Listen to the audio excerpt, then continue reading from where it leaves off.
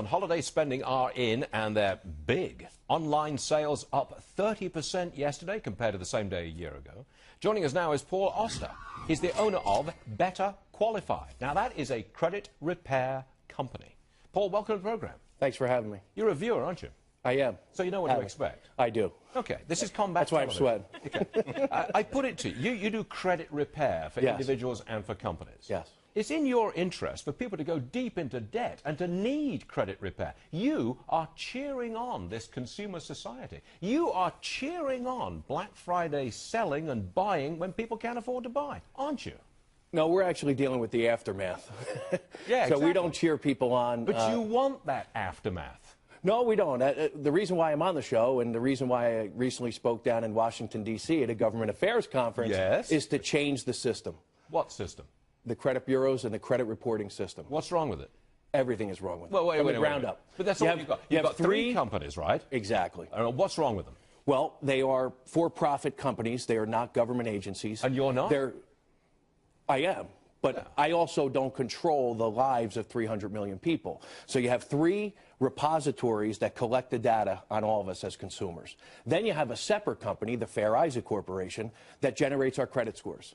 The government consistently tries to put their thumb on monopolies in this country, but yet they overlook the one company, there's only one, that generates the credit scores for 300 million people. All right. Why is that? Okay, if you think it's fixed and it's a monopoly and the government's got its thumb on it, what system would you put in place? Real fast. I would probably follow the guidelines of the Consumer Financial Protection Bureau. And what they're doing is they're going to try and come up with a better system. I'm the first person to agree that we need a tool to measure 300 million people. And right now, it's credit scores and credit bureau. Okay, if you had a better system to measure the credit worthiness of 300 million Americans, if you had the kind of system that you want, would it show those 300 million Americans are in better shape credit-wise or worse shape credit-wise? What do you think?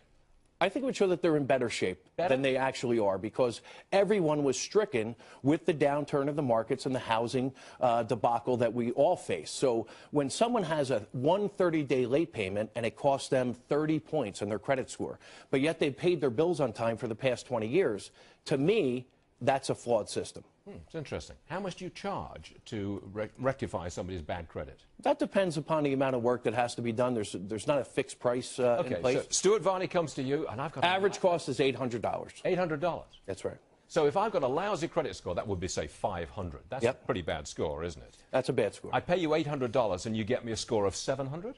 Well, there are no guarantees, Stuart. Okay.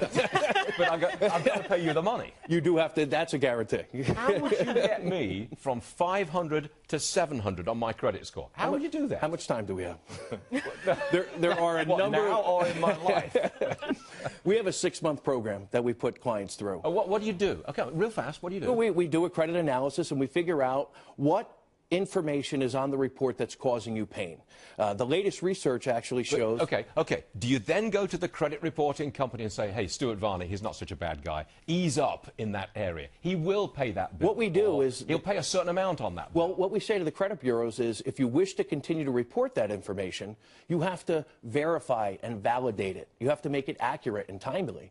And unfortunately, the credit bureaus, quite frankly, do a terrible job of that. Okay, look, I haven't paid my bills, right? I've got a lousy credit score of 500. I just have not paid. I'm in debt up to my eyeballs.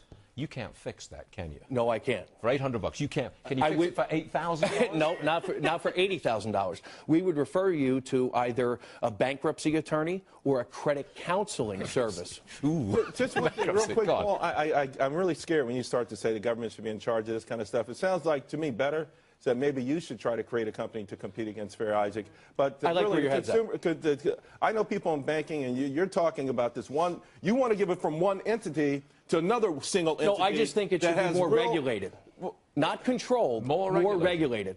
Because I don't think anybody would argue with the fact that the system that's in place right now is not working. No, wait a minute. The current system, which you don't like, is serving up customers to you for an average of $800. That's right. To fix the system. Call me crazy. Call me crazy. Put me out of business. I'm worried about a man who wants to fix a system which is supplying customers to him. Some people call me crazy, but that's the reality of the situation. I went into this business. I was in the mortgage industry as a mortgage broker. And I went into the credit repair organization. Mortgage broker. Right. Oh, well. But at the end of the day, I truly went into the industry to change the system, not to take money from clients. But fortunately, over the past 7 years, we've helped lots of people fight the system. You know, I'm just bleeding right here, man. Yeah, are you a bleeding heart liberal, Stuart? Because that's not what I've seen. No, you watch the show. Would you come back on this program? I would love to. You really would? Yeah. Okay. All right, Paul Auster, thank you very much indeed. So Thanks for having me. Thank you.